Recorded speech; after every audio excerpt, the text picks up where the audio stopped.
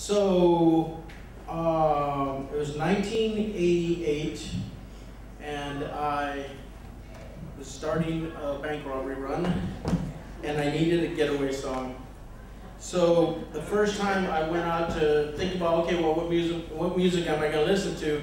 The first thing that came to my head was Smooth Criminal, Michael Jackson, right? I mean, I'm all literal and shit, so I'm like, all right, let's do that. I'm a smooth criminal.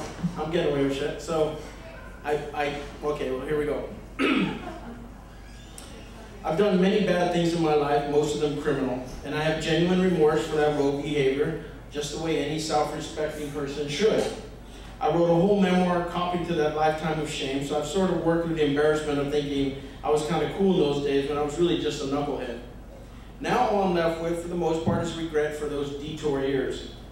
But I still have a few embarrassing things to cop to from my previous criminal days, one of which I will share with you right now. The year was 1988. I concluded after my third bank robbery that I needed a getaway song to blast on my CD player while I cruised away with the loot. I reviewed the canon of great music, from Beethoven's Eroica to Echo and the Bunnymen's The Killing Moon, and for some ridiculous reason, I landed on Smooth Criminal by Michael Jackson. There I was, driving on Highway 5 from San Diego to Los Angeles, a minute from the bank, a clean getaway, thousands of dollars in my fanny pack on the back seat, and I was feeling ferocious.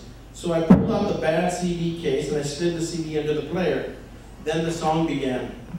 Quick, violent horns and a loud drum startled you, followed by the sound of a heartbeat picking up speed. Okay, I could see how this music would work. I got what just went down. The burst of the horns meant a crime had just occurred, followed by somebody panicking, the rush of adrenaline. Like me at the bank counter, threatening the teller that if she didn't give me all the money, I'd blow her brains out. She stiffens as her heartbeat quickens. What next? A pause. Then a strong bass track kicks in. Good, just like I felt in that driver's seat, sturdy and vital. The song was working. Then Michael Jackson opened his mouth. As he came into the window, it was the sound of a crescendo. He came into her apartment. He left the bloodstains on the carpet. She ran underneath the table. He could see she was unable. So she ran to the bedroom. She was struck down. It was her doom. Annie, are you okay? Annie, are you okay? What the fuck? This song is about a rape or murder? I quickly ejected the CD. Listen, I'm no stranger to terror and violence. I once made a teller piss herself as she faced the wall of the bank vault. I mean, I had just robbed a bank, for God's sake, so it's not like I wasn't in a position to pass moral judgment on other types of criminals. Believe me, I get that. But I wasn't about to listen to the ballad of Annie's rapist during my pristine getaway. So I drove the rest of the way home annoyed, feeling cheated by not being able to celebrate my achievement with a triumphant song. I wanted music that made me feel mighty, indomitable, heroic, and historic. Maybe some Wagner. And I don't mean Wedding March Wagner or Tristan and Isolde Wagner. I mean Ride of the Valkyries Wagner, which I happen to have at home. The only problem with the Ride of the Valkyries was that I mostly associated with the beach scene in Apocalypse Now, where Robert Duvall famously quips that he loves the smell of napalm in the morning. I didn't mind playing a song that would have conjured up a movie scene, but after the Smooth Criminal debacle, I decided that any song choice would have to echo my mental state in that car. And while you can't find more triumphant music than Wagner's Ride of the Valkyries, the mood of the song would forever be tied to the Vietnam War, for me anyway, an ill-conceived police action, basically a defeat in the end. Once home, I started plucking the CDs that showed promise off the shelf, and I stacked them on my desk. The first was the Allman Brothers, the greatest hits collection. Southern rock made an initial strong showing, probably because I dug the hint of violence in the band's name, like Molly Hatchet, 38 Special, The Outlaws, or because some of their songs were great rock anthems. Freebird by Leonard Skinner being the best example, but also Slow Ride by Foghat. Next was Canadian rock. I picked Neil Young's Live Rust CD because I love the grinding electric guitar sound in Like a Hurricane. The deep dissonant chords towards the end of the song, Charge Me, really make sense on some elemental level. Bachman Turner Overdrive also got the nod. Let It Ride, come on, one of my all-time favorites.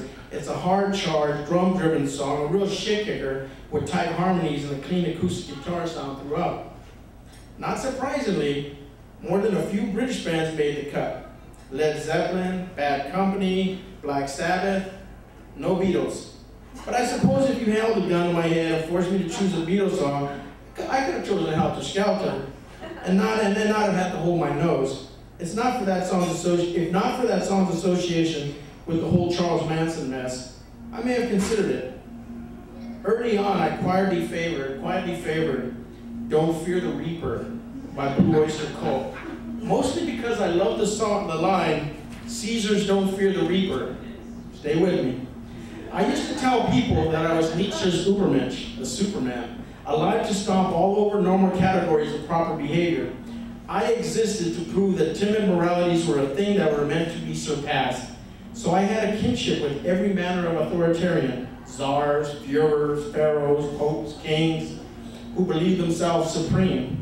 So the notion that Caesar, like me, did not fear the Reaper appealed to my gargantuan vanity. The problem was that when I listened carefully to the song, I discovered that it was seasons, not Caesars, that didn't fear the Reaper. And on top of that, the song is actually a love song with way too many baby take my hand verses to qualify as dangerous or darkly textured getaway music, so I let it go. Then Led Zeppelin got me excited. I was doing the thing I did when I made the mistake of choosing Smooth Criminal. I was being too literal as I thought of getaway songs. So Communication Breakdown felt like a great fit metaphorically because my bank robberies were ad hoc evidence that sometime earlier in my life, my ability to communicate normally had broken down. Led Zeppelin hard rock songs are primal music that's wonderfully able to prime you for any kind of action.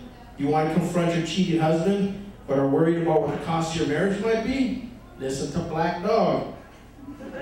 Want to march into your boss's office and call him or her a prick? Listen to Rock and Roll. Been foreclosed on and want to rob the neighborhood Bank of America? Listen to Immigrant Song beforehand. Slowly it occurred to me that I was picking pump you up for a good day of bank robbery music, not enjoy your comfortable ride home and bask in your glory after the heist music. What I really needed was to match music to my post-robbery mood.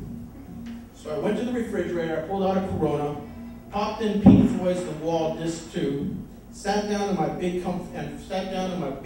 comfy leather chair, closed my eyes, told myself to think about the way I felt on the drive home from the bank robbery, which inevitably led me to begin to take stock of the mood I was in as I reclined in that chair.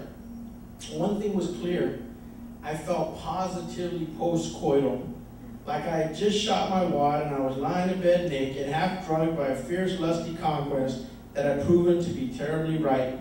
I felt mellow, otherworldly, slightly buzzed, like I had a minor concussion. I can now say that my entire crime spree could be understood as my replicating the mood of the home I was raised in, full of terror, episodic violence, and extreme disassociation from the normal frequencies of human emotion. In fact, the dominant motif of Comfortably Numb, the song I was listening to in my leather chair, resonated with my life's motif of hazard and contingency. It was as if the Baroque confusion of my childhood concussions had been given voice in David Gilmour's plaintive guitar licks, in the moody blues-like orchestral strings, and finally in the brooding, anguished, psychedelic lyrics. When I was a child, I had a fever. My hands felt just like two balloons. Now I've got that feeling once again. I can't explain, you would not understand. When I was a child, I caught a fleeting glimpse out of the corner of my eye. I turned to look, but it was gone. I cannot put my finger on it now. The child is grown, the dream is gone. I have become comfortably numb. The song ended and I opened my eyes, and I knew what song I would be hearing after every future bank robbery, which ended up being approximately 25 more for the next 12 months. Thank you very much.